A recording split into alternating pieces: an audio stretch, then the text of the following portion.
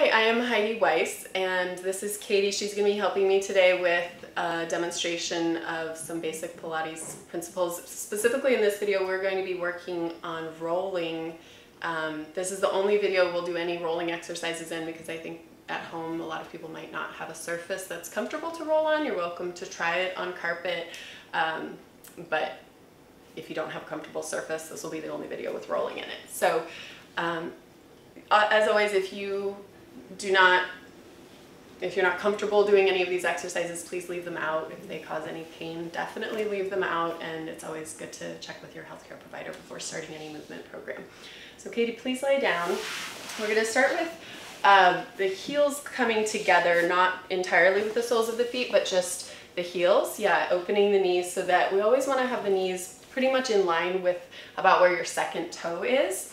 And then you'll have your hands either on the crest of your pelvis in the front, or your arms can be down by your sides. So we talked about in the first video, and we will review here, that a neutral pelvis is where if you make a triangle with your hands and place it on your pelvis, your fingertips will be in an equal plane, the same plane as your thumbs. So if you lift your head, Katie, and look at your pelvis, you should be looking at a flat triangle that's parallel with the floor. So if Katie were to arch her back, her thumbs would be higher than her fingertips, and she would have a space underneath her lower back. And if she were to tuck too much, her pubic bone would come higher and her fingertips would come higher than her thumbs. So we want to stay in a place on most exercises. This isn't going to be true all the way through, but when doing stabilization work in Pilates, we want to stay in a place where you're in neutral pelvis. So from this neutral pelvis, and it's easier to feel with your hands on your pelvis. That's why I cued her to optionally leave the hands there. So from that place, go ahead and straighten your legs. And when they extend all the way, rotate them from the top of the thigh to a parallel position, meaning the feet are just in line with each other. And then bend your knees, drag them back in, so the knees will stay again in line with the feet, right at parallel. Open the knees, good, and then press out again to straight. And from there, you'll bring your toes up toward the ceiling and bend the knees, open again, and straighten the legs. And then we'll reverse. So we're going to keep that rotation out to the sides with the toes, bend the knees, dragging the heels in, go back to parallel and straighten. So this is just a way, go ahead and continue there, Katie. Yeah. This is just a way of warming the body up and stabilizing the pelvis using the lower abdominal muscles while moving the legs. So from here, we're going to go back to a review of the half roll back. So you can bend your knees just about halfway, Katie. Bring your arms up toward the ceiling. So this is actually a more advanced way of getting up to seated. If this doesn't feel possible for you, you can always roll to the side and then just sit up. But I'm going to have Katie bring her arms just a little bit further back behind her, and think of trying to relax the shoulders down her back as she reaches the arms back. And then the arms will, and walk your feet out even a little bit more, Katie. Yeah, and then her arms will come up above her chest, and as if someone's pulling her fingertips up toward the ceiling, she's gonna roll forward. Good, and then extend the arms. So I'm gonna give you a ball to hold out front, Katie, just to orient yourself. So you'll have the ball always about in line with your sternum and your chest, and then just tuck your tail. So now we're no longer going to be in a neutral pelvis. The pubic bone will be rolling back toward the head, and then just use your exhale and curl back up, and then sit up nice and tall. So again, inhale and relax the shoulders, and you'll roll your tail under, coming back about halfway to the mat. Pause there and use your exhale to come back up. So you'll feel where that hard place is for you. It's going to be a little different for everyone based on proportions of your torso and leg length, but go ahead and exhale and come back up and do just one more. Think of really growing tall, yeah, and just sort of letting your shoulders relax from the back of the head, growing tall. But just try and go to wherever that hard place is. So wherever that is for you is fine. So exhale and roll forward. This time straighten your legs, reach your arms forward, continue reaching them as you roll back to the mat. So this time she's gonna lay her entire spine out on the mat, and then once she's down there, she can bend the knees again, because having bent knees will help her to get back up. So the arms will go behind, and then bring that ball right in front of your chest, and use your exhale to curl forward. You can always, straighten the legs more if you need to, and straighten the legs once you get to the top. and then round back. So instead of reaching the shoulders back first, think of reaching the lower back first. So do that one more time. So think of keeping the ball right where it is, if you could imagine that it's against a wall that you could measure, and then just round the tail under. Good. So that creates less rounding in the thoracic spine where we all tend to want to round our backs. So bend your knees one more time, reach your arms back, and then the arms will come over your chest, and start exhaling. As you come forward, you can straighten your legs. Good, and reach forward. So this is sort of the level 2 that I mentioned that I would be talking about. So if you want to go on to level 3 and go all the way down with straight legs, you can. It's going to be a little bit harder to articulate the spine in both directions, coming up and going down with the legs all the way straight, but go ahead and come back behind your head, Katie, and do this one with straight legs.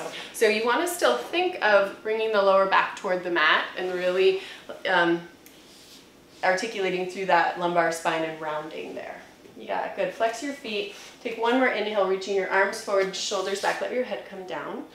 And then, good, slowly roll back down from the abdominal muscles. That's what's leading the way as she comes all the way down to the mat, which is quite a lot of work. So I'll take the ball and you can bend both of your knees and just place your feet back flat on the mat.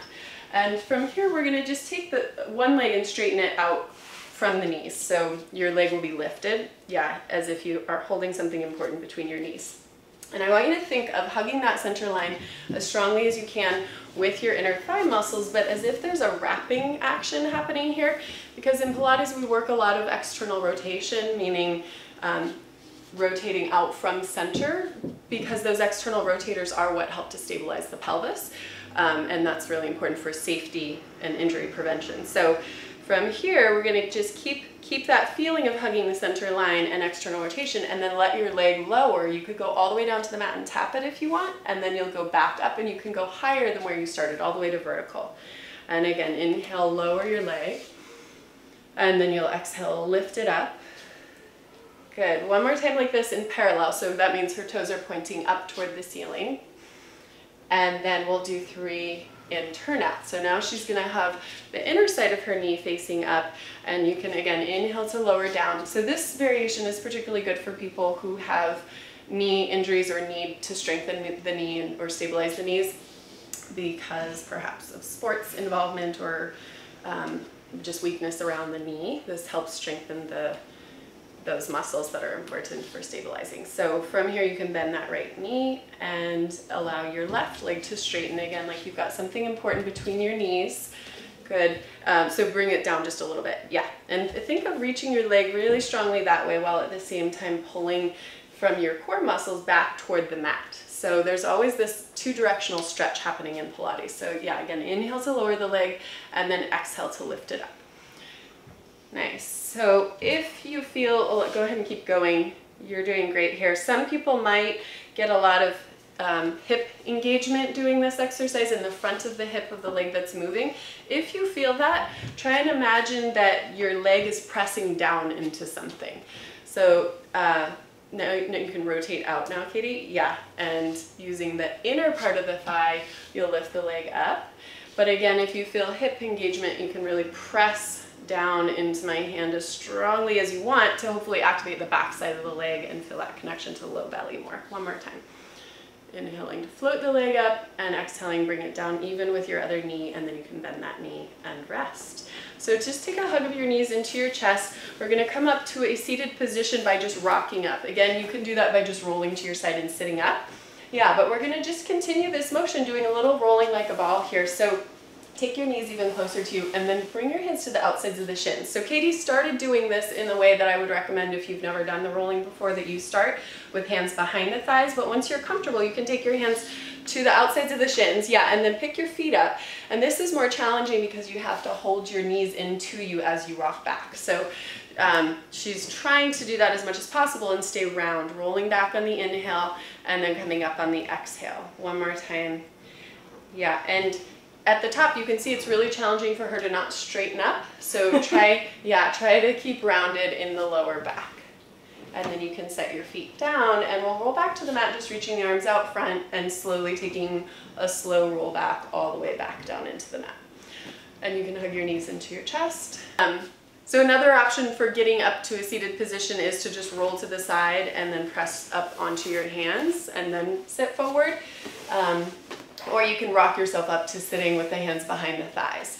And from there, we'll go right into the next exercise, rocking up. Keep your heels as close to you as possible. And let's do it first with the hands behind the thighs, Katie, like you just were. So your elbows will be wide. Pick your feet up and see if you can just balance with as round back as possible. So we say in Pilates that we want the back to be rounded like a letter C, a capital letter C. So think of lifting your abdominals back towards your spine to create that. And then from there, you'll roll back just to about the tips of the shoulder blades. You definitely don't want to roll onto your neck on this exercise, but taking an inhale to go back and an exhale to go up. And then if you want more challenge, you can bring the hands to the shins, hug the knees deeper, even bring your head down toward your knees, and then again, roll back and up. So this is called rolling like a ball. One of the things you want to watch for is not allowing any tension to creep into your shoulders. So that's why we cue the elbows to be wide to the sides. And then you can try for more challenge even hovering your hands off of your shins if you want, which is a lot harder to get up. Or my favorite, putting the elbows on the knees, which is a lot harder to get up doing. You can try it if you want. And then from there, good job. From there, just let your hands come back behind the thighs. And this next rolling exercise, the last rolling exercise we'll do is called open leg rocker. So we'll start with the feet on the mat just to learn the movement. So just extend one leg out to the side. And then you can bend that knee and extend your other leg out to the side. And then extend the first leg and then the second leg, keeping the first leg lifted. So you can walk your hands up higher. I recommend having them either above or below the knee, but not right at the knee joint, so you're not yanking on your knees. But from there, again, you'll roll back and up. And with these rolling exercises, they're actually harder the smaller the roll that you're doing. So don't feel like you have to make this a huge movement. That was pretty small. And Katie can probably attest to the fact that it's quite challenging to get back up when you have a small roll like that. So try balancing on your last one when you get to the top. And you can bend your knees on any of these. If you need to just soften your knees, that's fine. But see if you can balance on your last one at the top. Reach your arms forward and just hold that position, bringing the legs together. And then you can bend your knees and rest. So that's it for our second video, and we will start again with some props on the next video.